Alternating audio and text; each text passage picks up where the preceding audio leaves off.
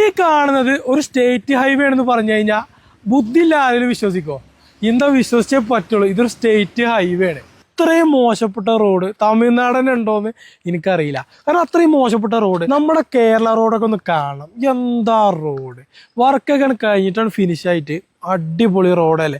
പ്ലെയിന് വരെ ഇറക്കാം, അജാതി റോഡാണ്. ഈ ഒരു പ്രശ്നം എന്ന് പറയുന്നത് തമിഴ്നാട് മൊത്തത്തിനെ ഞാൻ കുറ്റം പറയല്ല, ഈ നീലഗിരി ഡിസ്ട്രിക്റ്റിനെ ഇവര് തീരെ നോക്കണില്ല. ടൂറിസം മാത്രം ശ്രദ്ധിച്ചാണ്ട് അവിടെ മാത്രം നിൽക്കുകയാണ് തോന്നുന്നത്. ഇവിടേക്ക് വണ്ടി വരാല്ലേ ഒരു സൗകര്യം ഇവർ ചെയ്യണില്ല. അല്ലെങ്കിൽ ഈ ചൊറന്ന് എത്ര കൊല്ലമായി എന്ന് പറയുന്നത് എൻ്റെ ഒരു അഭിപ്രായത്തിൽ ഒരു 5 വർഷത്തോളം ഇതിങ്ങനെ പൊട്ടിപ്പൊളിഞ്ഞ് തന്നെ കിടക്കുന്നത്.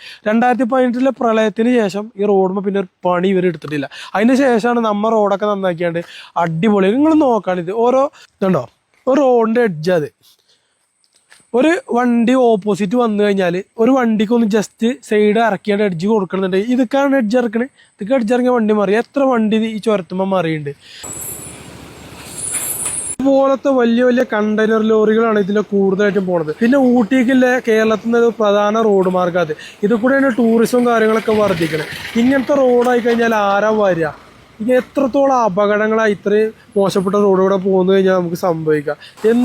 നമ്മുടെയൊക്കെ ജീവന സ്വത്തിനൊക്കെ എന്ത് ഉത്തരവാദിത്തമാണ് ഇവിടുത്തെ സർക്കാരും കാര്യങ്ങളൊക്കെ കൽപ്പിക്കുന്നത്. ഇതുപോലത്തെ വണ്ടികളാണ് ഇത് കൂടെ 90% പാസ് ചെയ്യണത്. ഇത്രയും വലിയ ഹെവി ലോഡും കൊണ്ട് കണ്ടില്ല നിങ്ങൾ കണ്ടോ, ഇടിഞ്ഞ് പൊളിഞ്ഞ് ഫുള്ളായിട്ട് പോയി. എന്തോ റോഡാണിതേ.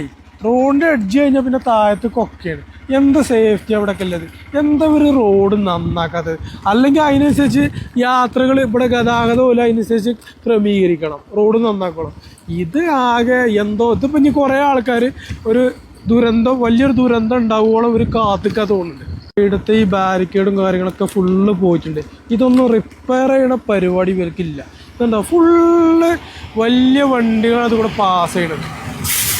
ഇപ്പം ഞാൻ നമ്മളെ കേരള തമിഴ്നാട് ബോർഡറിലല്ലത്. ഇത് ഈ ബോർഡിൻ്റെ അപ്പുറത്തേക്ക് തമിഴ്നാടും ഇപ്പുറത്തേക്ക് കേരളമാണ്. നിങ്ങൾ നമ്മളെ റോഡ് നോക്കി, നമ്മളെ കേരളത്തിൻ്റെ സ്വന്തം റോഡ് നല്ല ഇൻ്റർലോക്കൊക്കെ ഇട്ട് നല്ല ടാറൊക്കെ ചെയ്ത് സൈഡൊക്കെ കെട്ടിയാണ്ട് നല്ല അടിപൊളിയാക്കി വെച്ചിരിക്കുന്നത്. എന്നാൽ തമിഴ്നാടിൻ്റെ റോഡാണ് ഈ പറ്റ മോശം എന്ന് പറഞ്ഞാൽ മോശം വളരെ മോശം. ഇത്രയും വൃത്തിയായിട്ട റോഡ് നമ്മളെ പരിസരത്ത് എവിടെ ഉണ്ടാവില്ല. അത്ര മോശം റോഡ്.